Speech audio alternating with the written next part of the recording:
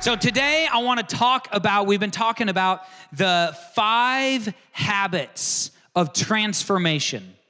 The 5 habits of transformation. And what we see here, that because what we want, we don't just want, we talked about this last week, we don't just want church attendance. Gather, this is the first habit. It's not the last habit. It's not the peak habit. It's just the first. It's the entry level. I'm walking through the door. And that is the first habit of that. And if you're like, why in the world is coming to church important? Watch the message online, youtube.com/collective Omaha, and you'll see all our messages. But it's crazy how actually science backs up the very truth that God's been speaking for thousands of years, right? It's amazing how he works. And so gather, coming together, grow, spiritual, personal growth, actually having a pursuit of my own, of the Lord, and then groups, getting together in smaller groups where we can actually have conversation, actually figure out how does this apply to my life, and then give and serve, giving and serving. Today we're talking about the middle to grow and group. And in this, what I want to highlight is, in fact, is Ephesians chapter 4, verse 14 and 15. This is what it says. It says, here we go. Then we will no longer be infants. Talking about spiritual infancy.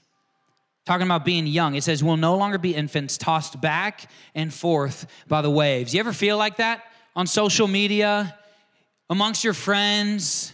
There's a tossing of a back and forth of, hey, this is a good thing. Yeah, I guess no, this is the right thing. Oh, okay, I guess that is, you should be more red. No, you should be more blue. No, you should be more, you got to figure, you got to be more loving. No, you got to be more real and harsh. You got to tell people the truth. No, you got to tossed back and forth by the waves and blown here and there by every wind and teaching and by the cunning craftiness of people and their deceitful scheming. And then verse 15 says this, instead, speaking truth in love, we will grow. We will grow to become in every respect a mature body. Not just a mature individual, a mature body of him who is the head, that is Christ. Growing to become more like him as a group of people. And that's what we're talking about today. In fact, when we talk about spiritual growth, if you've ever come to Discover, we're not going to hit on this a ton today, but there's 3 parts of the definition of a disciple. And the definition of a disciple is 3 things. The first one is anyone who is following Jesus. Following Jesus, anybody who is being guided by him, and we may have this on a slide, we can pull this up, guided by him, and then third is guiding other people to do the same. Following Jesus, being changed by him, and then guiding other people to do the same. In the process, in fact, when we talk about, I think I'm a disciple, I think I'm a follower of Jesus, the reality is that most people stop after step 1 or 2. I say yes. Or maybe I'm starting to be transformed a little bit and I'm getting some of that. But if we look at the problem in the American church, is that what percentage of people are actually holding the hand of someone else saying, hey, I'm a couple steps ahead of you in this whole spiritual walk thing. I don't got it all figured out, but I think I've experienced a little bit. So only grab your hand and let's walk towards Jesus together. You have to have that. Jesus says you have to have that to be my disciple. And yet 7% of Americans say that they have been there. Now the stat's a couple years old, but 7% of Americans say that they actually are investing in someone else in their spiritual walk. Whew. That's intense. And so how do we do this? We actually do this journey. Spiritual growth always happens together. You grow when we grow when we are together. We don't grow when we're off on our own. What do? We grow into just becoming more like us. I know what I know. I've experienced what I've experienced, and I can only learn from that. When I'm with someone else, then we see Proverbs 27:17 come in, where it says, iron sharpens iron. In the same way, one person will sharpen another. I grow because I'm with you, because I'm listening to you. Not because I'm sitting by myself building my own thoughts, habits, ideas, convincing myself that you were in the wrong the whole time, I was in the right the whole time, and I instead I got people around me that can help me to grow as well. And so our groups at Collective, we say this is the engine of everything that we do, and I mean it. If we were to cut something at Collective, it'd be services. Because this is a great starting point. But transformation only starts here. You get the spark. What do you do with the spark? The spark dies off instantly if there's nothing around it to start building a fire. What do you do with the spark? You gotta stoke that to become a fire that I get to carry everywhere I go. That's why we have groups. Groups are our disciple-making, mission-living family. And we've seen transformation happen in groups, and I want to actually share one of these stories. I got my friend Mel, who's been coming to Collective for just over a year, and she's got a testimony. Can we give a hand to Mel Rolfing?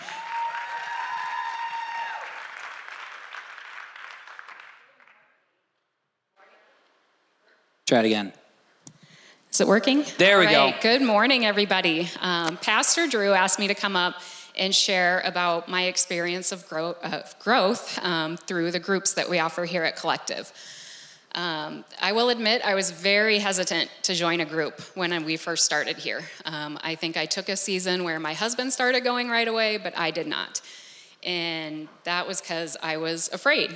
I was afraid that people would know that I can't figure out how to read my Bible. I can't figure out how to pray. I was really scared to open up to people. I am very independent. My father has always praised me about how independent I was. I would move to towns not knowing people and just figure out how to live life on my own. So the thought of opening up to other people really scared me, and the thought of admitting struggles really scared me. But what I found when I did finally join a group during fall season last year, I found people that were on various points in their journeys. I found people who offered tips on how to read the Bible, how to interpret it. I found tips on how to include prayer in my daily life, and I really learned to include that. The people in the first group I joined, I don't think realized how much they taught me on how to include prayer and the Bible in my daily life. I do it every morning now. I also learned that opening up doesn't have to be scary. It can be amazingly freeing to share what you're struggling with to other people and have them pray over you. It takes away a lot of anxiety to know other people are in this journey with you. And just really still encouraging giving that to the Lord, because I was even scared to offer up pieces of myself to the Lord. But learning to do that with other people really helped me offer those pieces up to the Lord as well. So I think that hit on pretty much everything. But so now, coming from being afraid to join groups, I'm now co-hosting a group with Brandy on Thursday nights. So feel free to come to that. We're hosting a women's group that will be talking about how to put what we hear on Sundays, the Sunday message, into practice in our daily lives, because I think that's something really important in what I've really learned through groups. But I just can't encourage you enough that if you're on the fence, we can't do this alone. So I just really encourage you all to join a group. Let's go. Come on, can we give Mel a hand? Thank you so much. That's incredible. Man, what a story of transformation. One of my favorite things about Mel and Chris's and Courtney's story, their daughter, is actually how they came to find out about Collective Church. And what was it? They drove by on a Sunday morning and they saw some flags. They saw the flags outside. It was our setup teardown team and the flags that made it happen. Isn't that crazy? God works through amazing, mysterious ways. But what we got 6 different groups that we're going to be launching in just a couple weeks, in 3 weeks. Can we get those groups thrown up, group slides thrown up here? What we've got is Thursdays, Mondays, Tuesdays, Thursdays, every other Tuesday. We got all these different options, and we got a bunch of different. In fact, this Alpha group, we're gonna be giving some more information about it in a couple weeks. But it's all about the questions that I'm wrestling with in my faith. How do I, what are they? For new believers, or even it's actually designed and geared for people who are non-believers, a little bit of skeptics that got questions. Men's group, come on, men's group, let's go, fellas. Let me hear you. Men's group and women's group meeting at the same time, same place, different rooms, because ladies, how many of y'all know that sometimes when you talk to a dude and they're like, yeah, okay. And fellas, you're like, I don't know, I can't even open up to my wife, my girlfriend, I don't even know how to do that. In reality, there's such powerful, and then we got a co-ed group every other Tuesday, a women's group that Mel was talking about on Thursdays, young adults every other Tuesday. Scan the QR code and jump in a group, because groups is where we see transformation. It's not near as intimidating as it feels, right? Come on, can we give a hand to groups? Let's go. Let's keep that up for just a couple more seconds so we can make sure to get that scanned for anybody that's needing that. But I want to talk about groups brings transformation. And today I want to talk about actually in the Christian journey. In the Christian journey, has anybody ever been hiking? Gone on a camping trip, something like that? Yep. Just went hiking and camping a couple, 2 weeks ago now, I think it was, and went kayaking, floating down the Elkhorn River, found a campsite that we went to, and in this same wooded area, it's right outside, right behind my older brother's house. And at one point when we were walking out and we're just doing some prayer time and talking together as brothers, and at one point he said, all right, I want you to get us back to the house. And I was like, okay, yeah, I got that. He said, what direction do you think we're going? I think we're going this direction. Right up that hill, over there. I think we're going to get roughly in the right area. And so I start walking there, and literally, not joking, 2 minutes later, it's about a 10-minute hike, I look in front of me and I go, what's that big gray thing? I started walking closer. It's the river. I'd done a full U-turn in 2 minutes. It probably wasn't even 10. So I started walking away from the river, and I'm like, I know exactly. I'm going straight. Why is that in front of me? It should be behind me. And I had gotten so mixed up because I didn't know the landmarks of this area. He knows exactly what's happening. He's like, oh, I know that it got this all this brush over here. There's this massive thorny patch over here. You should stay away from that. There's this big tree that fell down right over there, and it's got this really cool and he knows all that stuff. I don't know any of that stuff, so I'm trying to duck around this tree, and this tree, and here I am in the wrong direction. And in the Christian journey, which I find the Lord oftentimes he leads us, it's about the journey, right? The destination is eternity. So here, it's not about arriving at a certain level of perfection. There's a brokenness that we realize. The closer, I say this all the time, the closer I get to Christ, the more I realize my need for him. I will argue with you and win in who is more jacked up. I go to the Lord and he reveals mess in me all the time. I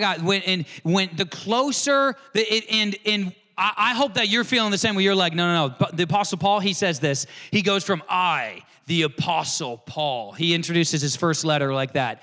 And then later in his last letter, he says, I am the chief of all sinners. think I'm the best at that. I don't think I'm as amazing as I once thought I was. The closer I get to Christ, the more I realize how much I need him. And so in this journey, I find that there's 4 key landmarks that we know in our spiritual growth journey that we discover. And what I want you to do is, as you're listening today, I want you to listen for where am I? And we don't always have a clear definition of all of these landmarks. We don't have a clear date, a chronology of this, because when we look at this, it's kind of like, if you've read the New Testament, if you've read specifically the Gospels and the book of Acts, there's 2 guys that will oftentimes stand out. There's a guy named Peter, one of the apostles, the disciples of Jesus, and there's a guy named Paul, the apostle Paul, who, for both of them, you say, when was the time that they were saved? What was their salvation moment? For the Apostle Paul, if you've read the story, you know, well, he was riding on a donkey. He was heading over to the town of Damascus. And on this road to Damascus, this big light shows up. Jesus speaks to him and knocks him off his horse. He goes blind. He walks over finds his way to this house. A guy named Ananias comes over, prophesies to him that the scales, like this scales, it says, it almost looks like these scales fall off his eyes. He's able to see again. He's baptized, and he steps into, it says immediately he steps into this local synagogue and starts arguing and debating and preaching about how Jesus is the Messiah. And it's this crazy transformation that went like this. Then you say, Peter, when was he saved?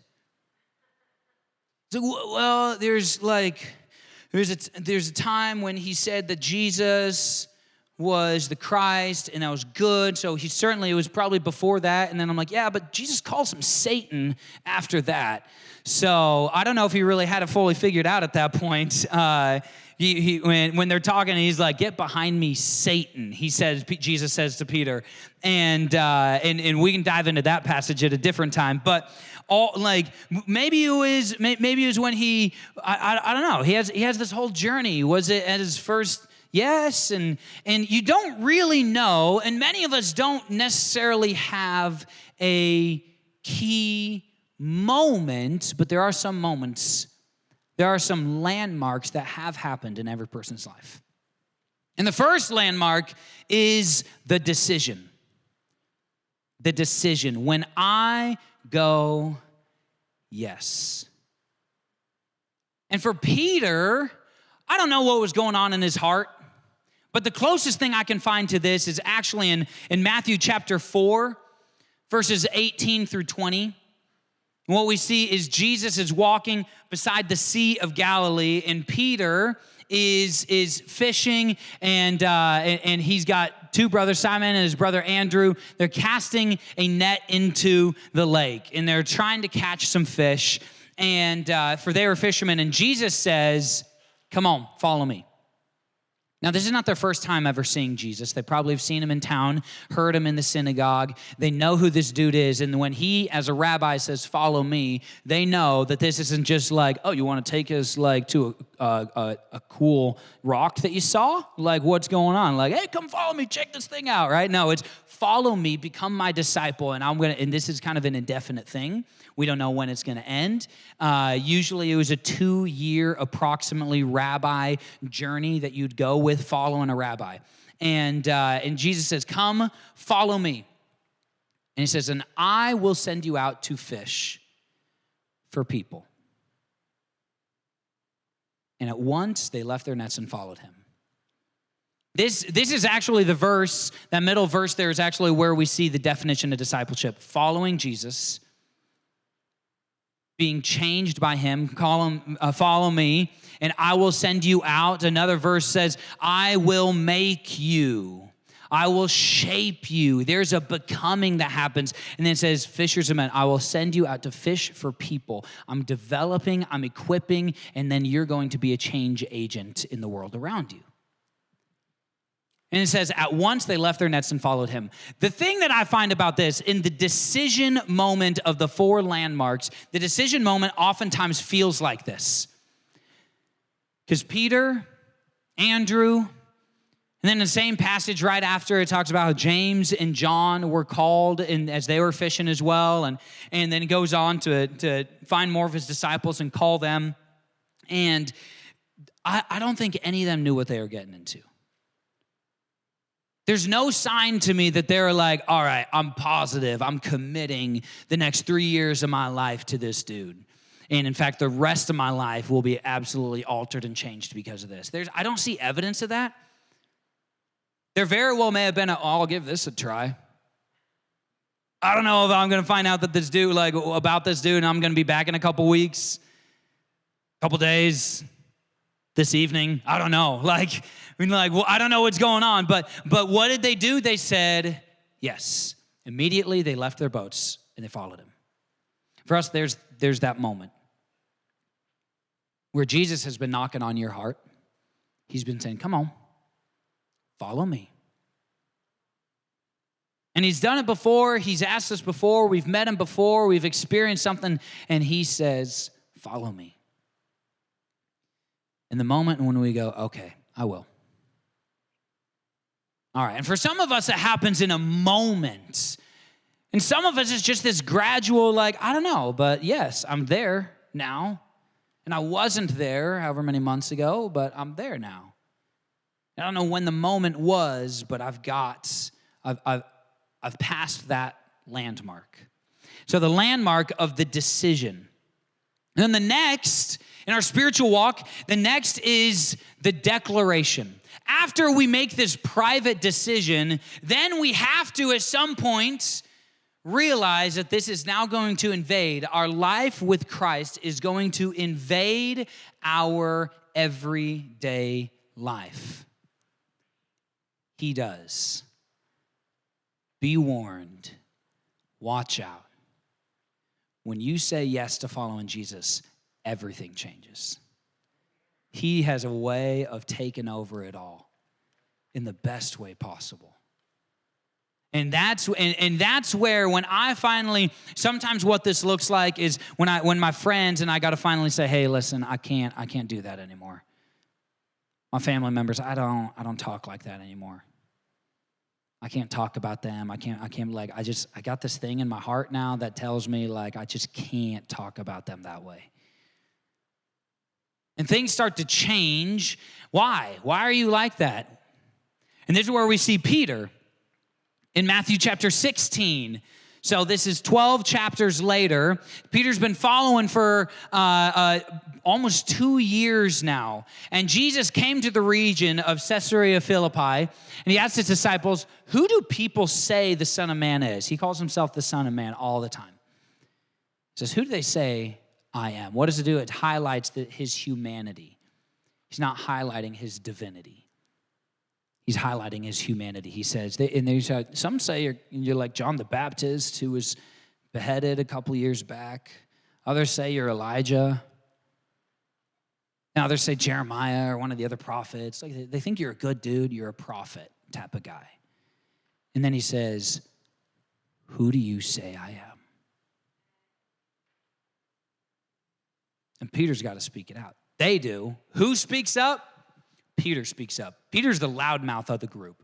He's an interesting fella because he is the oldest of the group and he's the loudest of the group. And he says, Peter answered, you are the Messiah.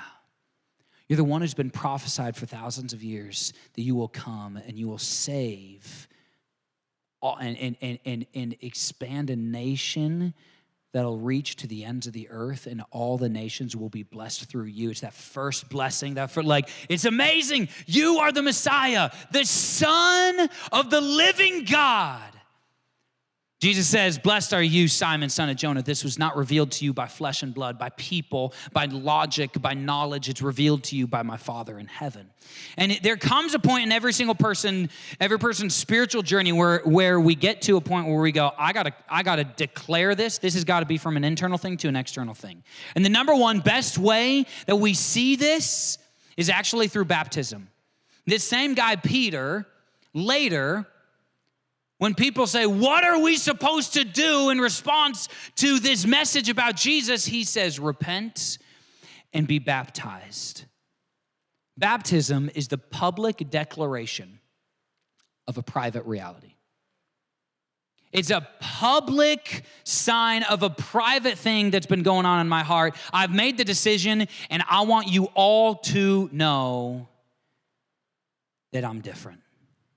In fact, that's why in baptism, can we get the baptism? We got baptisms coming up in a few weeks at the end of September, actually. We're going to be doing a big baptism service. And if you've ever been in a place where you're like, I think I've made the decision, but I haven't made the declaration of saying I am new. And the reason why we do this, there's two different things. We do this as adults because, or at least once I can make my own decision about it, because that's the way we see it happen every single time in Scripture. If you have not been baptized, if you are following Jesus, have committed your life to say, yes, I will follow you, have responded to the call, and have not been baptized as not just an infant, but as an adult of going, okay, I've made my decision. By my own volition, I'm following him.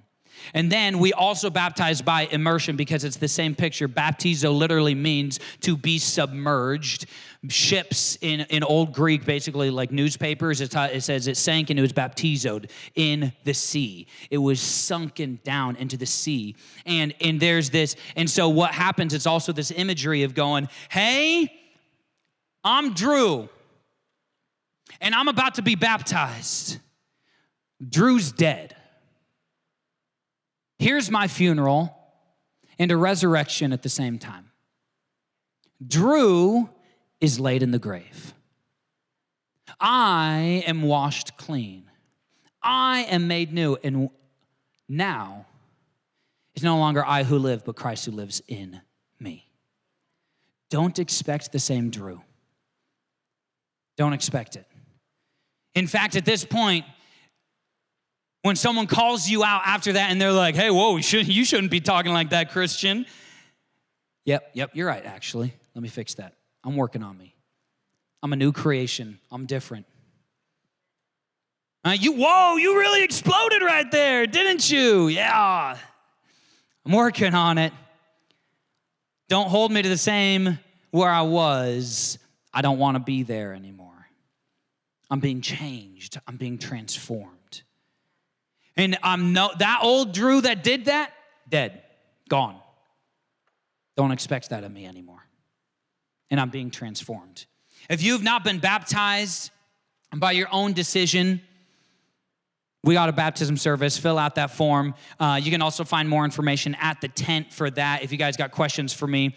But then the third step, the third landmark, we can get the band to come up. The third landmark is the dedication. So many people actually even say that this moment feels more powerful to them than the salvation moment itself, than actually saying yes. Because in the salvation moment, it's just like what Peter saw, right? It's will you follow me?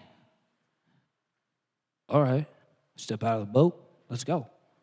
I don't know what I'm getting myself into. There's like this blank contract kind of vibe of like, well, we'll see. And I go, okay, I'll go. And in this dedication season, this is after a little bit of time. For me, it happened late high school when after I had been following Jesus, I was a part of an amazing church, an incredible youth ministry, and then we moved. In my new church, I hated it. My new school, I hated it. My new youth ministry, I hated it. I had no friends. My girlfriend and I broke up. It was just all terrible at the same time, and I went into a year and a half of depression.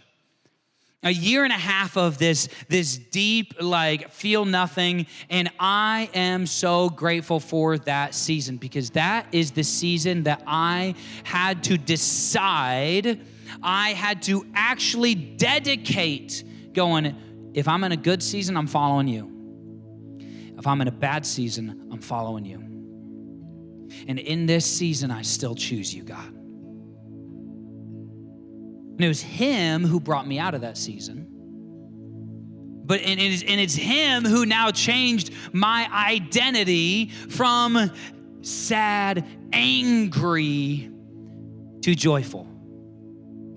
And he has shaped me. He has done this. And that's been the moment that I go, man, my life has never been the same. Yes, I had a decision. Yes, I made a declaration. I know my day, April 14th, 2001, I was baptized, and that's what I call my spiritual birthday. I share it with my younger brother, and every April 14th, we go, hey, bro, happy spiritual birthday. We're 13 years old now. Let's go, right? 22 years old now, sorry. But the reality of this, the transformation that happens was actually more at the dedication. I know people who go, I made my decision to follow Jesus, but it wasn't until this trial that I go, yes. And I know some people have even said, I don't even know if I was saved before that. And I'm not positive, but I do think that this decision moment, this landmark, is that, all right, am I gonna do this? Am I gonna follow Jesus? After I've experienced some of the storms, after I've experienced some of the mess, after it's gotten a little bit difficult, after I now know a little bit of what it means to follow him, after I know what it means to surrender things to him a little bit more, will I? That'll absolutely transform you. If we can stand up for the last landmark, and not everybody gets to all of these landmarks. Actually, I want to go back real quick because there's two. Peter had this. Peter had the dedication in two ways. He had his false dedication when he says, on the night that Jesus is about to be betrayed and arrested, he says, "Oh, I will follow you. Nothing will stop me. I'd rather die than deny you." And Jesus says, "You'll actually deny me 3 times before the sun comes up." No. When we get this zeal in us, this, yeah! Guess what happens? Jesus gets arrested. What is this "I die for you" man do? Actually, before this, Jesus says, "Hey, I'm desperate. Can you please pray for me?" What does he do? Falls asleep. Multiple times. Then he says, as he gets arrested, Peter and all the disciples run away, ditch him. Peter watches from afar and denies 3 times that he even knows Jesus. And later, after Jesus, he's crucified, he's buried, but on the 3rd day, he rose again. Amen. Amen. But here's the reality. Peter's got to come face to face with him again after that. And the first time Peter met Jesus, Jesus called out to him, and it actually says that Peter fell on his knees and he says, "Hey, watch out. Please leave me. I'm a sinful man. Like, you don't want to be around the way that I talk. You don't want to be around me and my friends. We're kind of into stuff that's like not holy. You're a holy rabbi guy, and I could tell, like, get away." And then the second time he comes, when Jesus comes back, guess what they're doing? They're fishing. Guess what Jesus does? He calls them back to him. Guess what Peter does? He falls on his knees. "I'm sorry." And Jesus restores him, and then he finishes saying, "Follow me." The same call he made 3 years prior. Follow me. And then we have this moment after this, and that's the delegation. And that's when God says, all right, you've committed, you've recommitted. I've got a calling on your life. Matthew 28, Jesus says to Peter and all the other disciples, he says, "Go, make disciples of all nations, baptize them, teach them to obey all that I've commanded you, and surely I'm going to be with you even to the ends of the age." And then later, Peter, that's his commissioning, and he actually preaches his first sermon in Acts chapter 2. And he steps into this calling that God gave to him when he says yes. So I don't know where you are on this spiritual journey. I don't know where you are. I know 2 things. I know God's calling you to take the next step, to cross that next landmark. And I know he's calling you to do it in community. That's how God works. And so we're gonna have, if you haven't signed up for groups, we got more group information over at the tent. But what I wanna do today, what I wanna do is if God has put on your heart, take the next step. Maybe you've never made a decision to go, all right, I'm gonna follow Jesus. And that's what he's saying. You feel, you hear him calling out to your heart saying, come on, will you follow me? And you just gotta say yes. I got no clue what's coming next, but I just gotta say yes. Maybe for you, it's I gotta declare, I gotta get baptized. I gotta let this inward thing come out finally. I'm not ashamed of the gospel of my Christ Jesus, my Lord. And then, or maybe you gotta rededicate. You're like, hey, I did the salvation thing. I did the baptism thing. And I've kind of been a mess for a while. And I need to dedicate again. I need to dedicate myself to him. And I'm gonna say, when he says, follow me, after I've seen my mess, after I've seen my failure, it's not a prideful, it's now a humble, all right, I'll follow you. Or maybe it's number 4, it's go, God, you're calling me. And I'm saying yes, I'm crossing that landmark. Hey, thanks so much for watching today's message. Our prayer is more than the words that were spoken in the message, that you would remember the things that God spoke to your heart. Yeah, and no matter what it was that God spoke to you, I know that part of your journey is other people, being in a community, because we are better together. So if you made a decision to follow Jesus today, would you click the link below and fill out the form? This is gonna help us so that we can celebrate with you and equip you with some tools so that your next steps are great steps. Yeah, thanks so much for watching. We're praying for you. We're cheering you on. We believe that the best days are ahead of you.